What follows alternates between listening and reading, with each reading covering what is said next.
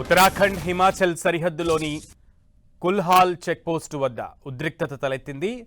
నిహంగ్ సిక్కులు భద్రతా బలగాలతో ఘర్షణకు దిగారు.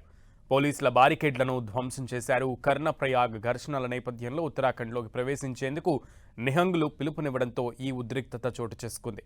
ఉత్తరాఖండ్ హిమాచల్ ప్రదేశ్ సరిహద్దుల్లోని వికాస్ నగర్ సమీపంలో ఉన్న కుల్హాల్ చెక్పోస్టు వద్ద పోలీసులు ఏర్పాటు చేసిన భద్రతా బారికేడ్లను నిహంగులు నెట్టివేస్తూ ధ్వంసం చేసుకుంటూ ఉత్తరాఖండ్ వైపు దూసుకెళ్లారు. ఈ ఉద్రిక్తతల కారణంగా డెహ్రాడూన్ వైపు వెళ్లే సరిహద్దు మార్గాల్లో ఐటీబీపీ భారీగా పోలీసు బలగాలను మోహరించి హై అలర్ట్ ప్రకటించారు. ఈ నెల 16న కర్ణప్రయాగ్లో స్థానికులకు హేమకుండ్ సాహిబ్ యాత్రికులైన నిహంగ్ సిక్కులకు మధ్య జరిగిన పార్కింగ్ వివాదం తీవ్ర ఘర్షణకు దారితీసింది. ఈ కేసులో ఉత్తరాఖండ్ పోలీసులు 4 నిహంగ్ సిక్కులను అరెస్టు చేశారు. అయితే పోలీసులు ఏకపక్షంగా వ్యవహరించారని ఆరోపిస్తూ అరెస్టు చేసిన తమ వారిని వెంటనే విడుదల చేయాలని డిమాండ్ చేస్తూ నిహంగులు ఈ నిరసన ప్రదర్శన చేపట్టారు.